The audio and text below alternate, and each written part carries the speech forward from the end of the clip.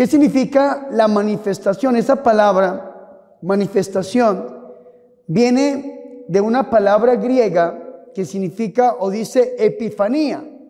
Y epifanía traduce al español como la manifestación. ¿Quién se manifiesta? El que se manifiesta es Dios. Dios se muestra, se da a conocer a los hombres. ¿Y cómo se manifiesta Dios? De una manera muy hermosa. A nosotros por revelación, es decir, por la Biblia, sabemos por la Biblia cómo se manifiesta el Señor. Y dice la carta a los Hebreos que en el Antiguo Testamento Dios se manifestó, se mostró de muchas maneras a los hombres, a través de los profetas, dice Hebreos, pero en los últimos tiempos se ha manifestado a través de su Hijo, nuestro Señor y Salvador Jesucristo. Entonces, en el Antiguo Testamento, ¿cómo se manifestaba el Señor? ¿De qué manera? Pues a través de los profetas, a través de portentos, signos, a través de milagros, cosas extraordinarias. Sobre todo el Señor cuando escogía a hombres para manifestarles su gloria. Entre ellos conocemos a uno que se llama Moisés. Y Moisés, dice la palabra, una palabra muy conocida por cierto en este mundo contemporáneo, la palabra metá. Recuerden que en estos días una empresa muy grande de redes sociales cambió el nombre. En lugar de Facebook se puso Metá. Y la palabra metá significa más allá. Más allá. Dice que Moisés decidió ir más allá. Metá. De ahí donde deriva la palabra metafísica. Que la metafísica filosófica viene de Aristóteles. Recordemos que en el año 164 a.C. un hombre encontró los escritos de Aristóteles y entonces los encuentra porque en el año 323 a.C. había muerto Alejandro Magno, que era uno de los discípulos de Aristóteles, y entonces intentaron matar al sabio, al filósofo, y él escogió sus escritos y los guardó en un baúl y salió huyendo. Y después en el año 164 Andrónico de Rodas encuentra sus escritos y empieza a organizarlos. Y entonces los de matemática, los de química, los de física eran los más altos, pero había uno que estaba más allá de los de física y no sabía cómo ponerles a sus escritos, entonces les pone la palabra metá, física, los que están más allá de lo físico, y es donde viene la palabra metafísica, que la metafísica filosófica es una ciencia que hace parte de la filosofía, pero hay gente que utiliza esta palabra metá que significa más allá, para invocar demonios e invocar espíritus. Y entonces donde viene la metafísica gnóstica, y entonces esa gente que invoca a los espíritus, a los demonios, a los muertos y todas esas cuestiones de espiritistas, esto no es de Dios. Y esta raíz es una raíz bastante interesante que por eso la explico. Porque la Biblia la utiliza. Moisés decidió ir más allá. ¿Más allá de dónde? De donde pastoreaba a las ovejas de su suegro Jetro. Y al ir más allá, Moisés descubre algo impresionante. Éxodo capítulo 3, versículo 1 en adelante. Moisés ve un fenómeno extraño y Moisés dice, ¿qué fenómeno tan extraño es este? Voy a ir a observarlo. ¿Y cuál era este fenómeno? Una zarza que ardía, pero no se consumía. Y entonces Moisés intenta acercarse a aquel fenómeno extraño. Y entonces una voz le dice, Moisés, quítate las sandalias de los pies, porque el lugar que pisas es santo. Y los carismáticos lo cantamos, ¿se acuerdan? Quita las sandalias de los pies, porque el lugar que pisas santo es. Vea qué voz tan melodiosa. Y eso es importante, mis hermanos, porque esto le dijo el Señor. Quita las sandalias de los pies. Y Moisés sí quita sus sandalias. ¿Qué significa quitarse las sandalias? Es entrar de una manera respetuosa a lo sagrado. Y entonces, tiene Moisés una revelación de parte de Dios. Dios le da una palabra hermosísima que para nosotros hoy, esa palabra nos puede servir mucho. Éxodo capítulo 3, versículo 7. Le dice Dios a Moisés: he oído el clamor de mi pueblo y he visto su sufrimiento. Porque Dios ve nuestro sufrimiento y escucha nuestro clamor. Cuando nosotros estamos tal vez pasando por problemas difíciles, y no es un secreto para nadie, personas de las que estamos aquí en esta capilla, en este oratorio, están pasando por ataques del demonio, y están pasando por problemas familiares, y están pasando por problemas económicos, y están pasando por problemas de salud. Y cuando uno tiene un problema terrible en la vida, uno cree que Dios no lo escucha. Uno cree que Dios tal vez está ocupado en las peticiones de alguien más porque no escucha las mías. Y vea esta palabra tan profética: dile a mi pueblo que yo he escuchado su clamor y he visto su sufrimiento. Porque Dios es un Dios que nos ve y que nos oye. Y esta palabra, el versículo 8, Éxodo 3:8, es una palabra que se puede utilizar como profecía. Porque el Señor dice: y he bajado para liberarlo. ¿A qué viene el Señor? A liberarnos. He bajado para liberarlo. Y entonces vemos cómo transcurre, escúcheme muy bien, toda la historia del pueblo de Israel de ahí en adelante. Pero antes de que Moisés se fuera, de estar ahí con Dios, Moisés en el versículo 14 le pregunta al Señor: Señor, tú me estás enviando al pueblo, pero cuando el pueblo me pregunta a mí quién me envía, ¿yo qué le voy a decir al pueblo? Y entonces Dios le revela el nombre a Moisés.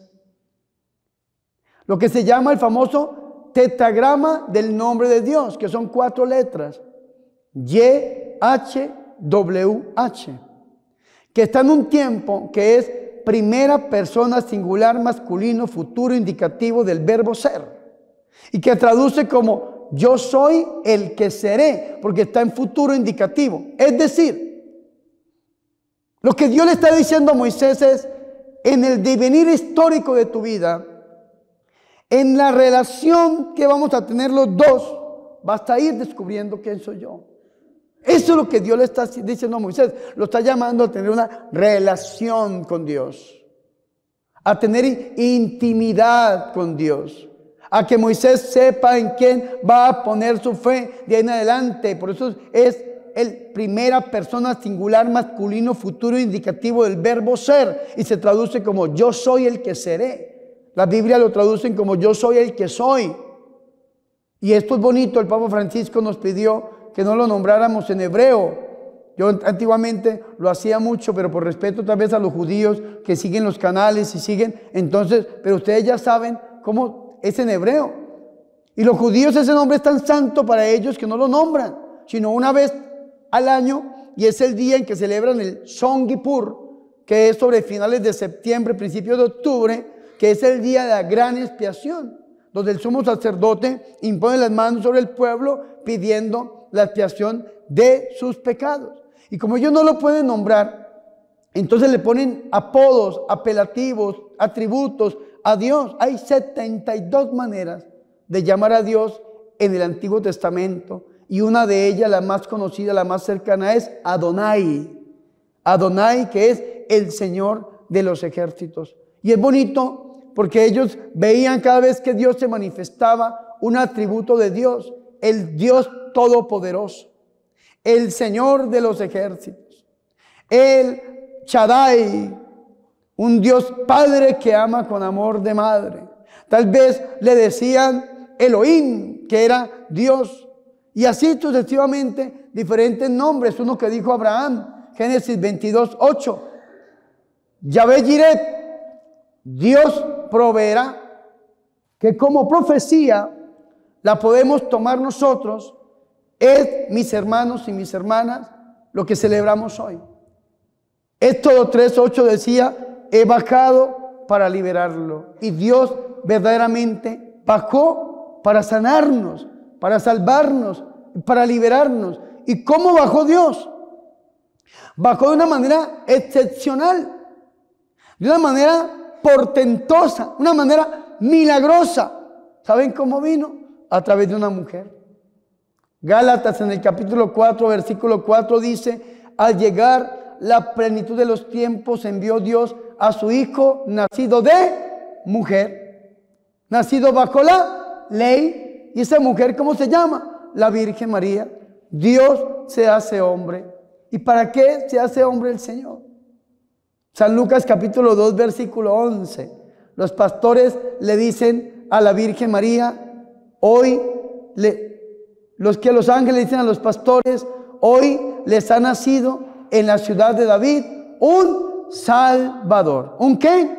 Salvador. Más fuerte, ¿un qué? Salvador. Por última vez, ¿un qué? Salvador. Y la palabra salvar comparte una misma raíz griega en el Nuevo Testamento con la palabra sanar.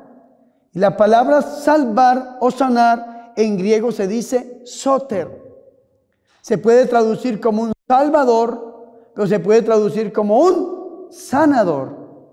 Dios ha venido para salvarnos. Dios se ha manifestado para sanarnos. Dios se ha manifestado para redimirnos. Dios se ha manifestado para elevar al hombre a la altura de Dios. Porque Dios tiene que bajar. Porque lo que nosotros conocemos de Dios es lo que Dios ha querido revelar, mostrar. ¿Y para qué Dios se hace hombre? Pues para elevar al hombre a la altura de Dios. Entonces vea qué interesante esto. Porque para yo llegar a Dios no necesito sentarme de X o Y manera, cruzar las piernas y poner mis dedos de una manera y hacer yoga, como dicen algunos, que si hago el yoga, entonces, y llego al nirvana, entonces alcanzo la contemplación de la divinidad. No. Nosotros no necesitamos meditación trascendental, fomento de facultades extrasensoriales, la telequinesis, ninguna cosa de esas. ¿Saben qué necesitamos nosotros? De la Eucaristía. Porque Dios viene al hombre para elevar al hombre a la altura de Dios. Nosotros, escúcheme muy bien, podemos subir a Dios gracias a que Dios vino a nosotros. San Juan 14:6, ¿qué dice? Yo soy el camino, la verdad y la vida, y nadie va al Padre sino por mí. Nadie va al Padre sino por Jesús, porque Él es el camino. A Él es el que tenemos nosotros que seguir. ¿Y por qué? Porque Dios se manifestó, y esto es hermoso que nosotros lo tengamos en cuenta. Entonces, si nosotros decimos, Padre, me siento tan enfermo, me siento tan mal, el diablo me está atacando, Padre, yo verdaderamente siento que Dios no se escucha mis oraciones, pues vea qué interesante esto, que Dios ha venido a nosotros para sanarnos, para salvarnos, para redimirnos. Y Dios es tan grande, tan lindo, tan especial, que ya desde el mismo nacimiento de nuestro Señor y Salvador Jesucristo, el Señor empieza a llamar personas para que vengan a contemplar su gloria. Los primeros que adoraron al Señor, ¿quiénes fueron? ¿Quiénes fueron los primeros que adoraron a Jesús? ¿Cuáles pastores? ¿Cuáles reyes? A ver, ¿quién da más? ¿Quiénes? Los animales, Dios mío. ¿Quién? La Virgen María y San José. ¿Quién más? La Virgen María fue la primera que adoró a su hijo.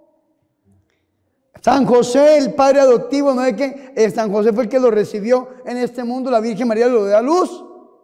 Y cuando nace el Señor de esta manera milagrosa, pues San José y la Virgen María caen de rodillas adorándolo. ¿Ustedes saben qué es el arca de la alianza o no?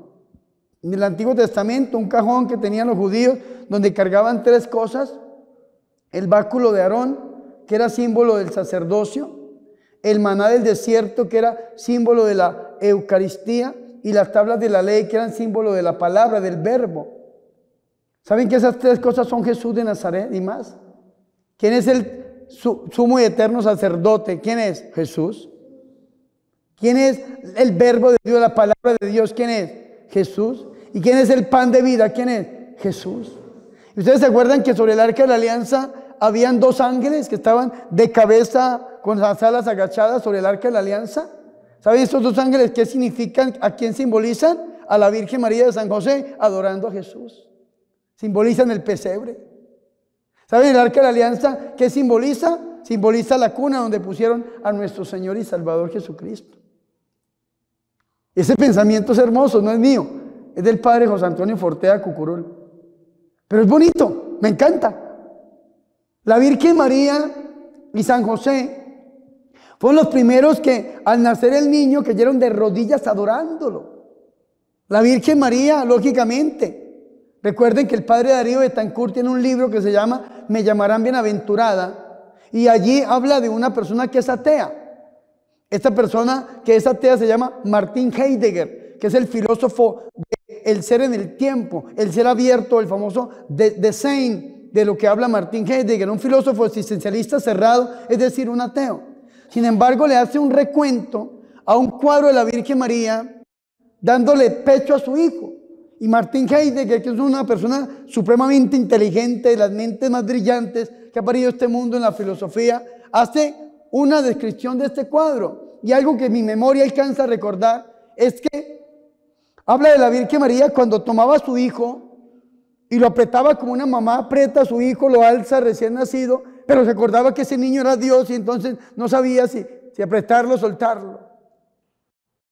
Empezaba a darle lechita, la santa leche que salía del santo seno de mi madre para alimentar al niño, y pensaba que esa leche de la Virgen se estaba convirtiendo en la sangre de Dios y que esa sangre a futuro iba a ser derramada para redimir a todos los hombres. Esto es bonito. La primera que adoró a Jesús fue ella, nuestra Madre Santa, y San José, su padre adoptivo. Pero vea qué interesante esto, porque yo se los he dicho siempre, hay un santo que tiene el nombre más dulce, más hermoso, más bonito, más lindo, más precioso en la historia de la humanidad, del cosmos, del universo y de la iglesia entera, que se llama San Bernardo. San Bernardo. San Bernardo dice que Dios Padre, al manifestarse, le entregó a su Hijo solamente a la Virgen María. Porque dice Gálatas que se lo envió nacido de mujer. Y lo hubiese enviado de otra manera, hubiese venido de otra manera, pero decidió entregárselo a ella. Y la Virgen María, que recibe a su niño, que da luz a su hijo, que adora a su hijo, no se lo guarda para ella, porque es que el Hijo de Dios se manifestó para deshacer las obras del diablo, dice la primera carta del apóstol San Juan en el capítulo 3, versículos 7 y 8. Y entonces la Virgen María sabe que ella tiene que entregar a su hijo. ¿Y cómo lo entrega la Santísima Virgen María? Pues vea qué bonito esto. A los pastores que llegan guiados por unos ángeles que les dicen, allá en el Valle de los Pastores, en la ciudad de David, les ha nacido el Salvador. Les ha nacido el Sanador. ¿Qué hacen los pastores? Corren y encuentran en aquella cueva, en aquel lugar, a la Virgen María, como le habían dicho. La Virgen María, San José y el niño, dice el Evangelio de San Lucas en el capítulo 2, acostado en un pesebre y envuelto en pañales. Es decir, este niño Dios es hombre envuelto en pañales. ¿Qué más humano que un niño envuelto en pañales? Y entonces cuentan todo lo que habían escuchado, el gloria de parte de los ángeles. Y vea qué interesante esto, porque después de que se van los pastores, aparecen lo que llamamos nosotros los Reyes Magos. Pero esto hay que saberlo entender, porque hay diferentes teorías de los Reyes Magos. Un ejemplo, una teoría dice que ya habían pasado 2 años desde el nacimiento del niño. 2 años habían pasado desde el nacimiento del niño. Una teoría. ¿Y por qué es esta teoría? Porque dicen 3 cosas. La primera, que ya el niño no estaba en la cueva, en el pesebre, sino que estaba en la casa.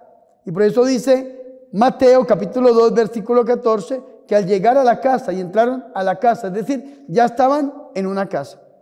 Segundo, cuando los Reyes Magos salen, no vuelven donde Herodes, sino que se van. Herodes manda matar a los niños de 2 años hacia abajo. ¿Y por qué no manda matar a los niños recién nacidos? ¿Por qué los manda matar de 2 años hacia abajo? ¿Por qué? Porque probablemente habían transcurrido 2 años desde el nacimiento del niño. Hay algunas teorías, ¿no? No digo yo que la Iglesia Católica no es un dogma que tiene, pero son algunas teorías que hablan de que ya había transcurrido el tiempo. Y también algunas personas lo dicen porque la Virgen María está ahí presente y ellos adoran al niño junto a su madre. Yo siempre me había resistido a pensar o a decir que estos sabios de Oriente, como pide el Papa Benedicto XVI llamarlos, eran magos. Magos, porque es una palabra que no se puede explicar muy fácil. Hoy en día, reyes, magos, es decir, yo decía eran sabios de Oriente que venían, astrónomos que habían sido movidos por el Señor. Pero vea que hoy estaba leyendo un documento y hablaba de la conversión de estos reyes que eran magos. Y hablaban de la conversión por los regalos que le llevaron a Jesús. Recordemos que no se saben cuántos eran. Recordemos que en la antigüedad se pensaban que eran 33 por los años de Cristo. En la Edad Media se pensaban que eran 12 por los apóstoles. Después decían que eran 3 por los regalos: oro, incienso y mirra. ¿Quién dice que son 3? Hay un escrito que se llama apócrifo, que no hace parte de la Biblia, que es el Evangelio de Santiago, donde nos habla a nosotros que eran 3 y da los colores y los nombres. Dicen que uno era blanco, otro era amarillo y otro era negro, porque son los 3 colores de la raza humana. ¿Me hago entender o no? Nosotros en el pesebre los ponemos a llegar ¿en dónde? En caballo, en dromedario y en elefante, porque eran los 3 continentes conocidos en la época. ¿Me hago entender o no? Les ponemos nombres. ¿Cómo se llamaban? Vea, hasta saben, Melchor, Gaspar y Baltasar. Les ponemos nombres, pero eso no está en la Biblia. Eso hace parte de la historia, pero no es bíblico, no es inspiración de Dios. Sin embargo, nos sirve para iluminar nuestra imaginación. Sin embargo, dicen que estos 3 eran magos, brujos. Hay un texto que estaba leyendo hoy, magos brujos, y que en medio de su encantamiento y en medio de sus cosas, ellos utilizaban 3 cosas. Primero, el dinero que le quitaba a la gente cuando les hacían sus múltiples brujerías, y les cobraban de tal manera que habían acumulado una cantidad de oro impresionante gracias a que cobraban diferentes montos por las limpias y por darle culto a la muerte y por todo eso. Sí, eran como mexicanos. ¿Me hago entender o no? Entonces cobraban mucho dinero y habían reunido una gran cantidad, una fortuna muy grande. Es lo que decía el documento hoy. Segundo, el incienso que utilizaban era el incienso que quemaban a sus dioses paganos, porque no eran judíos, sino eran paganos, venían del extranjero. Y entonces siempre llevaban inciensos para sus dioses paganos. Y la mirra que utilizaban era para los encantamientos, para las recetas que les escribían a las personas que los visitaban. Entonces cuando va una gente donde un brujo, le cobra, le hace la limpia y entonces le da, ve, haga esto y esto y esto y esto. Era lo que decía el documento que me leí el día de hoy. Sin embargo, es importante porque en medio de todo lo que estaban viviendo, descubren por su ciencia, a través de la astronomía y todo lo que se dedicaban, que había sucedido algo impresionante, que había nacido el Salvador del universo. Y ellos descubrieron que al Dios al cual ellos le servían, que era la oscuridad, el demonio, no era el verdadero Dios, que habían vivido engañados toda la vida, que pensaban que verdaderamente ellos estaban al servicio del verdadero Dios, pero descubren que ha nacido el Salvador del mundo. Y entonces dicen, no, yo no puedo seguir sirviéndole al enemigo, porque voy a ir a conocer al Salvador del mundo. Y ahí es donde salen a encontrarse con nuestro Señor y Salvador Jesucristo. Y entonces se llevan todos los regalos que tenían de oro, se llevan los inciensos que tenían y se llevan la mirra, sin saber que eran regalos proféticos para el Rey de Reyes y el Señor de Señores.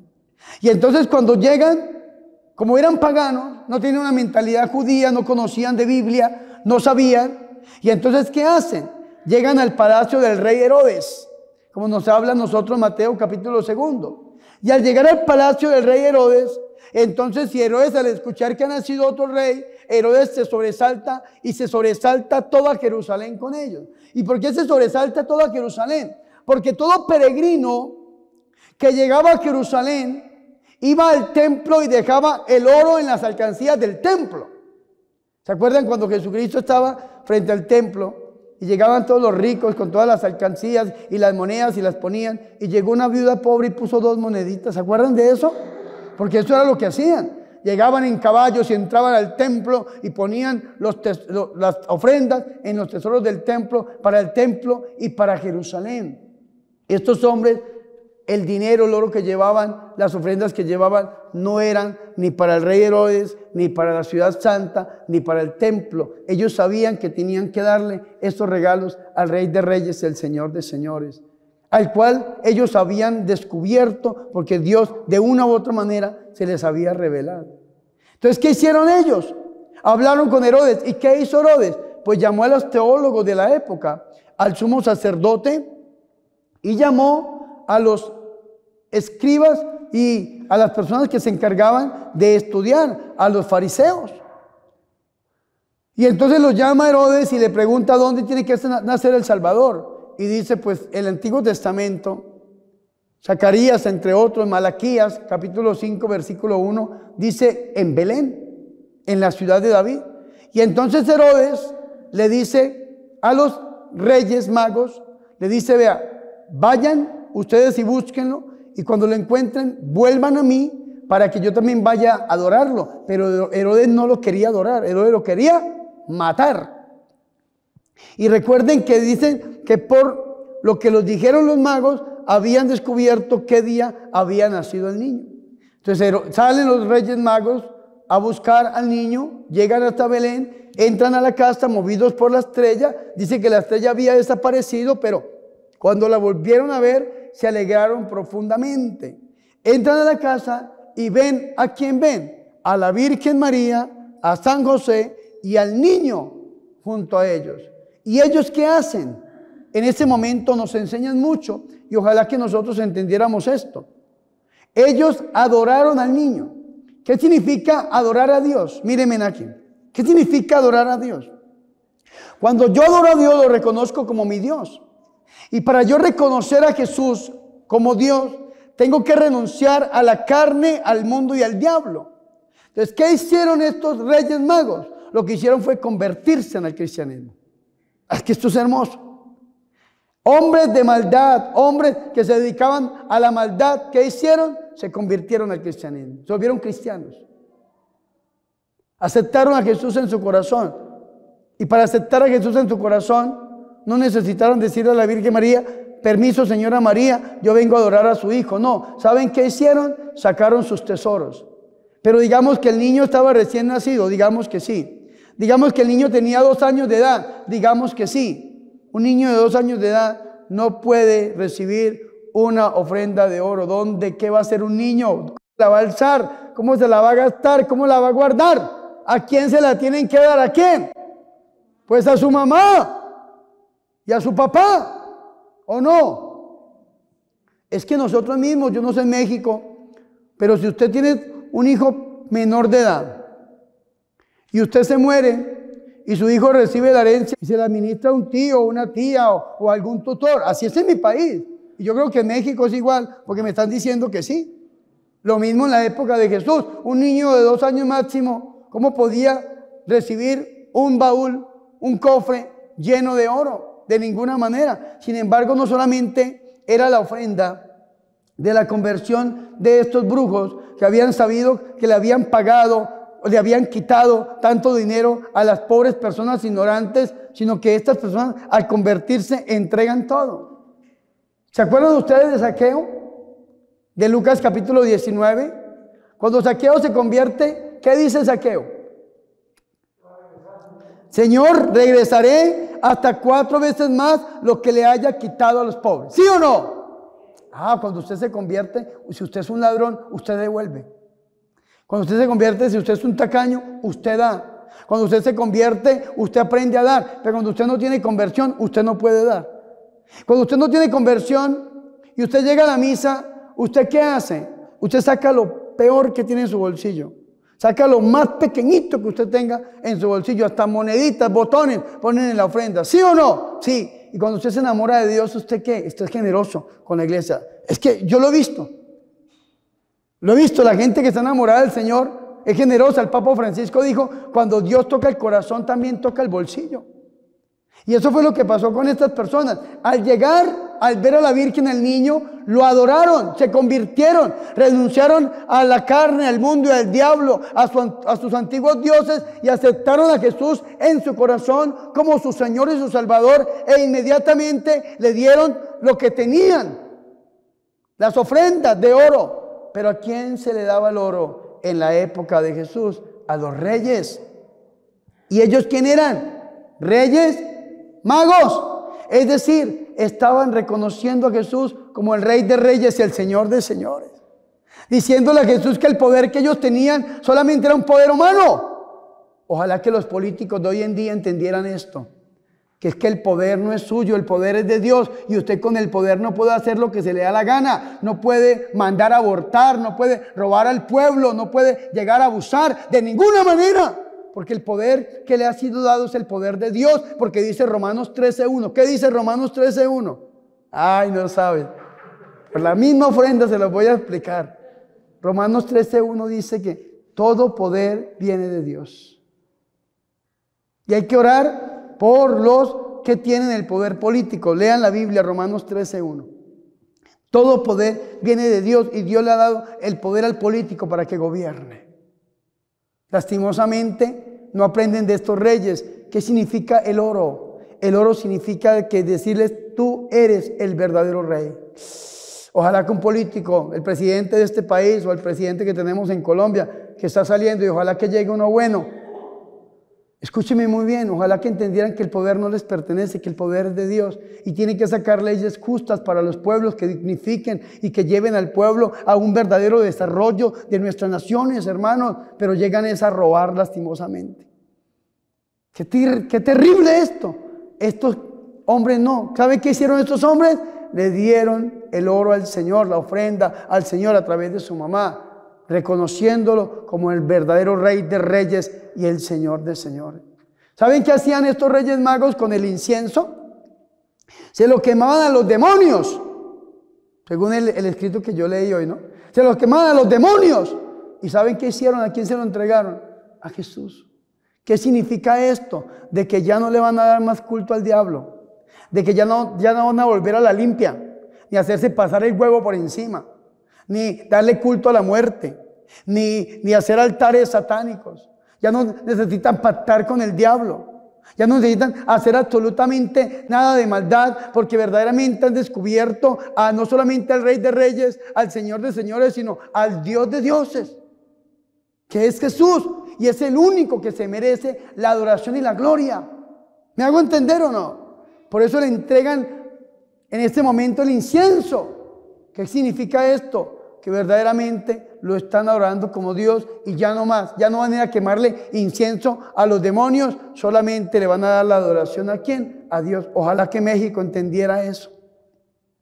Ojalá que México entendiera de que no debemos ser idólatras, de que no tenemos que tener otros dioses diferentes a nuestro Señor y Salvador Jesucristo. Ojalá que México entendiera verdaderamente que no hay que darle culto a la muerte, que no hay que hacer limpias, ni entierros, ni despojos, ni pactos, ni absolutamente nada, porque vea que Dios se manifestó para salvarnos. ¿Y cuál es el tercer regalo? El tercer regalo es la mirra.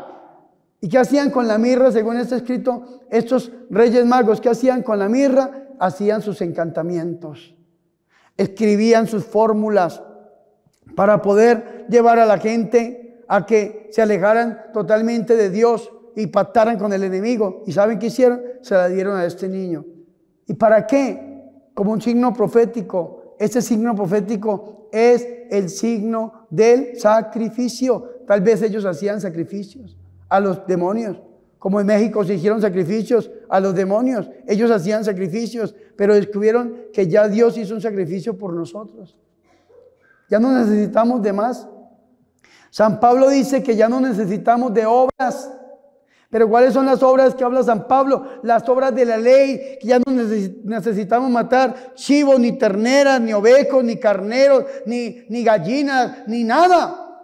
Porque ya hubo uno que murió por nosotros. He aquí el Cordero de Dios que quita el pecado del mundo, dijo San Juan el Bautista. Uno, dice Hebreos en su carta, dice que Jesucristo murió de una manera perfecta una vez y para siempre.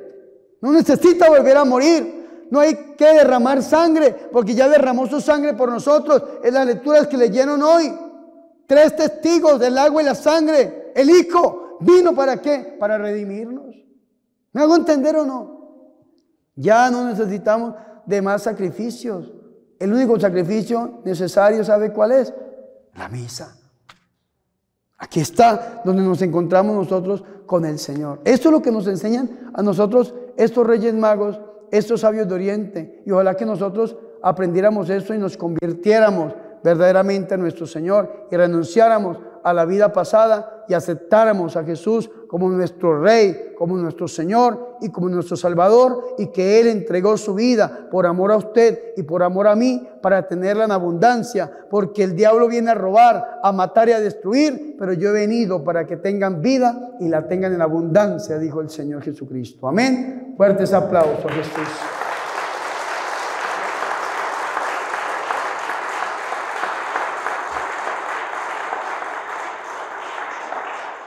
Vea qué interesante esto. Aceptemos la manifestación de Dios y pidámosle al Señor que sea Él el que tenga piedad y misericordia de todos nosotros, y hagámoslo a través del corazón inmaculado de la Santísima y de la Purísima Virgen María. Gloria al Padre, al Hijo y al Espíritu Santo.